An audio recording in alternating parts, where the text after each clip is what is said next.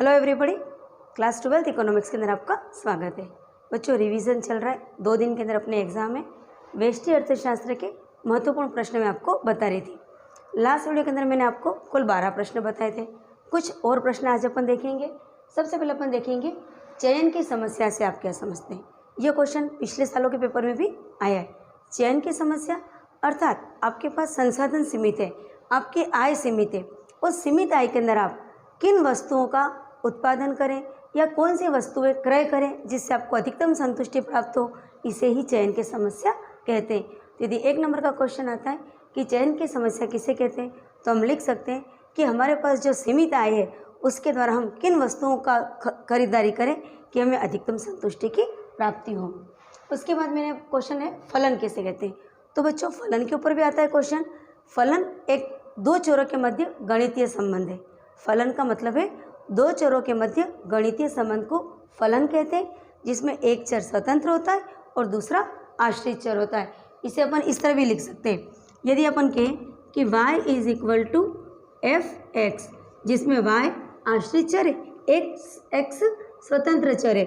f मतलब फलन, यानी एक से परिवर्तन होने से y में जो परिवर्तन होता है इसे ही फलन कहते हैं। तो y is equal to f x, जिसमें y एक आश्रित चर है और x एक स्वतंत्र चर है।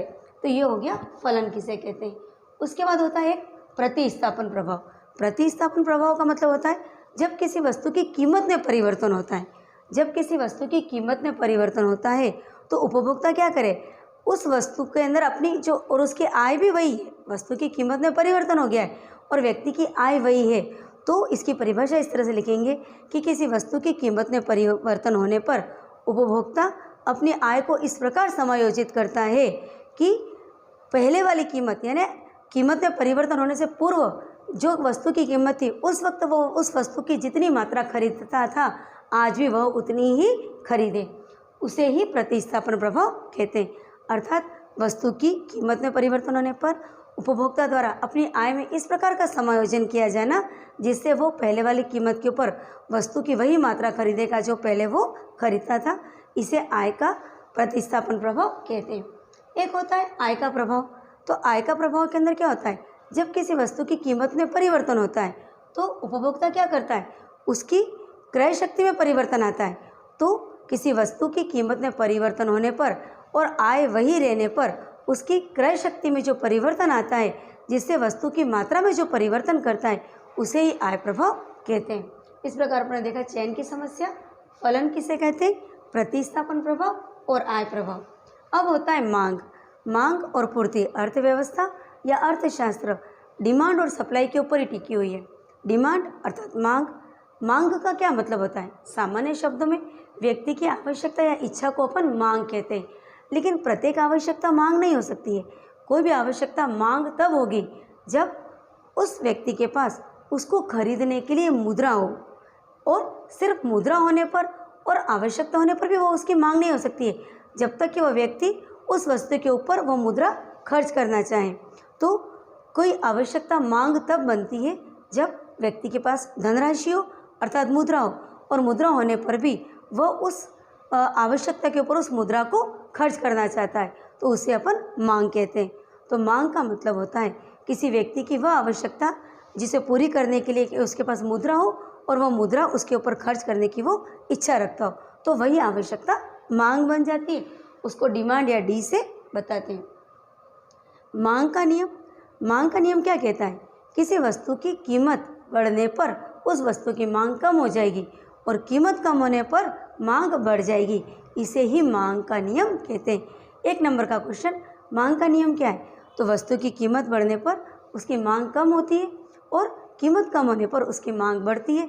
यह सामान्य वस्तुओं के लिए लागू होता है। लेकिन जैसा कि मैंने लास्ट वीडियो में बताया था कि सामान्य वस्तु के ऊपर तो मांग का नियम लागू होता है, लेकिन जो निम्न स्तरीय वस्तु होती है या गिफिन वस्तु होती है उनके ऊपर मांग का नियम लागू नहीं होता है। स्थानापन्न वस्तुएं एवं पूरक वस्तुएं, ये क्या होती है। स्थानापन्न वस्तुएं जो एक के बदले दूसरी काम आए। जैसे कि तो आपको चाय और कॉफ़ी, आपको चाय पीनी है, लेकिन यदि हम चाय के बदले अपन कॉफ़ी पी सकते हैं, तो एक वस्तु के बदले यदि दूसरी वस्तु उसके स्थान पर काम आ जाती है तो उसे स्थानापन्न वस्तु कहते हैं। लेकिन पूरक वस्तुएं, पूरक वस्तु का मतलब होता है एक के बिना जो दूसरी अधूरी है, अर्थात जो चीज़ पेयर में होती है। जैसे चीनी और दूध, दूध अपन को दूध मीठा करके पीना है तो चीनी नहीं होगी तो दूध का कोई मतलब नहीं है। गाड़ी और पेट्रोल, बिना पेट्रोल के गाड़ी का कोई मतलब नहीं है, और गाड़ियाँ नहीं है तो पेट्रोल का कोई मतलब नहीं है। तो इसी प्रकार से अपन और भी इसके पूरक वस्तुओं के बहुत सारे उदाहरण हैं, जैसे कि शूज़ हैं, सॉक्स हैं, तो सुई धागा है। तो इस तरह से जो पूरक वस्तु होती है वो एक के बिना दूसरी अधूरी होती है, और जो स्थानापन्न वस्तु होती है वो एक के बदले दूसरी काम आ जाती है। फिर होता है व्यक्तिगत मांग और बाजार मांग। तो जैसे अपन ने मांग की बात करी, अब मांग के लिए मैंने कहा ना कि किसी वस्तु की आवश्यकता मांग कहलाती है जब उस वस्तु को खरीदने की उसके पास मुद्रा हो और मुद्रा को खर्च करने की वो इच्छा रखता है। अब व्यक्तिगत मांग और बाजार मांग, तो व्यक्तिगत मांग किसी एक फर्म या एक उपभोक्ता की मांग व्यक्तिगत मांग कहलाती है, और बाजार में उपलब्ध सभी फर्मों या सभी उपभोक्ता की मांग को यदि अपन जोड़ दें तो उसको बाजार मांग कहते हैं। तो व्यक्तिगत मांग पे क्वेश्चन आ सकता है, बाजार मांग के ऊपर ये क्वेश्चन आ सकता है, और व्यक्तिगत मांग और बाजार मांग के ऊपर न्यूमेरिकल भी आ सकते हैं। सारणी बना के आ जाएगा क्वेश्चन, कई सारी व्यक्तिगत मांग लिखी है, फर्म ए की व्यक्तिगत मांग, बी की, सी की, तो आपको बाजार मांग निकालनी, तो आपको कुछ भी नहीं करना है, सभी की व्यक्तिगत मांग को जोड़ देना है तो बाजार मांग आ जाती है। मांग की लोच, मांग की लोच मतलब किसी वस्तु की कीमत में परिवर्तन होने पर उसकी मांग में जो परिवर्तन होता है उसे ही अपन मांग की लोच कहते हैं। इसको ED, elasticity in demand, elasticity in demand, elasticity मतलब लोच, अर्थात किसी वस्तु की कीमत में कितना परिवर्तन होता है जिसकी वजह से उसकी मांग में कितना परिवर्तन होता है, इसे ही मांग की लोच कहते हैं। इसका सूत्र आता है मल्टीपल चॉइस के अंदर, तो मांग की मात्रा में प्रतिशत परिवर्तन, ओपन कीमत में प्रतिशत परिवर्तन, और उसके ऊपर सवाल भी आते हैं, कीमत में प्रतिशत परिवर्तन दे दिया, मांग में प्रतिशत परिवर्तन दे दिया, और उसकी मांग की लोच अपन को पूछ सकते हैं। तो ये भी तीन, इसकी 5 श्रेणियाँ हैं। ईडी बराबर 1, ED is greater than 1 and ED is less than 1, अर्थात इकाई के बराबर मांग, इकाई से कम और इकाई से अधिक मांग, अर्थात वस्तु की कीमत परिवर्तन होता, वस्तु की कीमत में जितना परिवर्तन हो रहा है यदि उसकी मांग में उतना ही परिवर्तन होता है तो मांग की लोच इकाई होती है। लेकिन वस्तु की कीमत में परिवर्तन की तुलना में उसकी मांग में कम परिवर्तन होता है तो मांग की लोच 1 से कम होती है। लेकिन वस्तु की कीमत में परिवर्तन की अपेक्षा उसकी क्या हो गया, मांग में बहुत अधिक परिवर्तन हो जाता है तो अपन कहते हैं कि मांग की लोच 1 से अधिक है। तो इसके कई सारे एग्जाम्पल भी हैं कि जो आवश्यक वस्तुएं होती हैं उनकी मांग की लोच क्या होती है, बहुत बेलोच होती है, मतलब 1 से कम होती है। क्यों? क्योंकि जो अनिवार्य वस्तुएं, आवश्यक वस्तुएं, उसकी कीमत में कितना भी परिवर्तन हो जाए व्यक्ति को वो चीज़ें खरीदनी होती है, तो अपन कहते हैं कि उनकी मांग की लोच बेलोच होती है, कीमत में परिवर्तन का उसके ऊपर कोई प्रभाव नहीं पड़ता है। तो मांग की लोच के ऊपर भी क्वेश्चन आता है। बजट, ये समष्टि अर्थशास्त्र का वैसे क्वेश्चन है। बजट मीन्स एक प्लानिंग, आगामी वर्ष के लिए, अपना आने वाले वर्ष के लिए अपन जो एक काल्पनिक, जो एक कागज़ के ऊपर अपन या एक प्रपत्र के ऊपर अपन आगामी वर्ष लेके आने वाले वर्ष के लिए आय व्यय का जो ब्यौरा तैयार करते हैं उसे ही बजट कहते हैं। तो बजट कई तरह के होते हैं, आम बजट, जीरो बेस बजट, आपातकालीन बजट, है पूरक बजट। तो बजट का सामान्य अर्थ ये होता है कि आने वाले वर्ष के लिए अनुमानित आय व्यय के ब्यौरे को ही अपन बजट कहते हैं। इसके बाद क्वेश्चन मैंने बताया सार्वजनिक वस्तुएं किसे कहते हैं। तो सार्वजनिक वस्तुएं वे वस्तुएं जिसके ऊपर सभी का अधिकार होता है, अर्थात सरकार के द्वारा जो सरकार की जो वस्तुएं होती हैं उसको अपन सार्वजनिक वस्तु कहते हैं। और सार्वजनिक वस्तु के ऊपर सभी व्यक्तियों का समान अधिकार होता है, जैसे बस स्टेशन, रेलवे स्टेशन, उद्यान, कुछ ऐसे स्थान होते हैं जहाँ पर सभी का समान अधिकार होता है और ये सरकार की धरोहर होती है, तो इसे ही अपन सार्वजनिक वस्तुएं कहते हैं। फिर अपन बात करते हैं सप्लाई या पूर्ति की।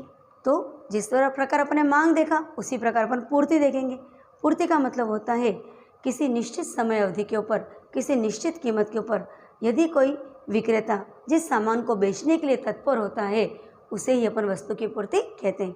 मार्केट में कई सारा सामान पड़ा है, लेकिन यदि वो विक्रेता उसको किसी निश्चित कीमत के ऊपर बेचना नहीं चाहता है तो उसे अपन क्या कहेंगे, उसे वस्तु की पूर्ति नहीं कह सकेंगे।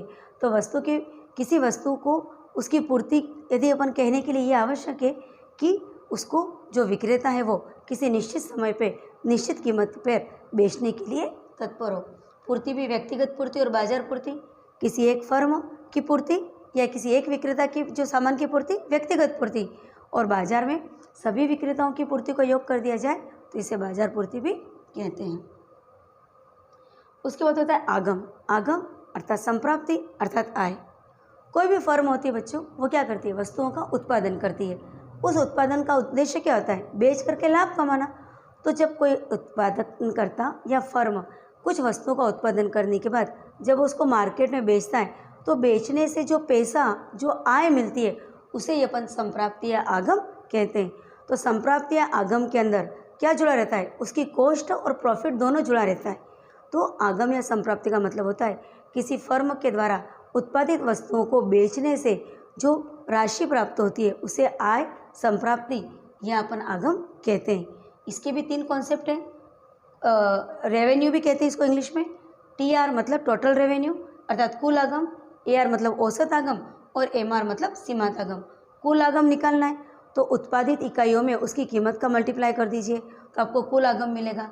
औसत आगम निकालना है तो कुल आगम के अंदर उत्पादित इकाइयों की संख्या का भाग दे दीजिए, और यदि आपको सीमांत आगम निकालना है तो कुल आगम में परिवर्तन के अंदर अतिरिक्त वस्तु के उत्पादन का भाग दे दीजिए। अर्थात एक वस्तु के अतिरिक्त बेचने से या उत्पादन से कुल आगम के अंदर जो परिवर्तन आया है उसे ही अपन सीमांत आगम कहते हैं। इसी प्रकार यदि अपन आगम के साथ अपन लागत की बात करो तो लागत अर्थात वस्तु के उत्पादन में जो खर्च आता है उसे ही अपन लागत या कॉस्ट कहते हैं। ये भी 3 तरह की होती है, TC, AC और MC। TC मतलब कुल लागत अर्थात एक फर्म द्वारा वस्तुओं के उत्पादन में जो कुल खर्च आता है उसे कुल आगम कहते हैं। फिर कुल आगम के अंदर अपन क्या करते हैं, बेची गई यानी बनाई गई उत्पादित इकाइयों की संख्या का भाग दे दो तो औसत लागत प्राप्त होती है। और यदि कुल एक अतिरिक्त वस्तु के उत्पादन से कुल लागत के अंदर जो परिवर्तन आता है उसे ही सीमांत लागत कहते हैं। तो सीमांत लागत का फॉर्मूला होता है delta TC open delta Q। तो मल्टीपल चॉइस क्वेश्चन के अंदर आगम और लागत का एक क्वेश्चन 100% आएगा। यदि वो कुल आगम का सूत्र पूछ सकता है, औसत आगम या सीमांत आगम का क्वेश्चन पूछ सकते हैं, या कुल लागत, औसत लागत या सीमांत लागत का सूत्र या परिभाषा एक प्रश्न तो आगम और लागत के ऊपर आता ही है। तो इस प्रकार बच्चों लगभग अपने 2-3 लेसन व्यष्टि अर्थशास्त्र के आज कंप्लीट हो गए। एक आध वीडियो और मैं व्यष्टि अर्थशास्त्र के ऊपर आपको बताऊंगी। उसके बाद अपन लगभग 3 से 4 वीडियो अपन समष्टि अर्थशास्त्र की देखेंगे। इस प्रकार अभी अपने पास 2 दिन और शेष है। अच्छी तरह से आप मेरी सारी वीडियो देखिए, उनको सभी प्रश्नों को अच्छे से ध्यान में ले लीजिए और याद कीजिए, तो आप बहुत अच्छे से एग्जाम में कर पाएंगे। तो आज की वीडियो में इतना ही काफ़ी। Thank you.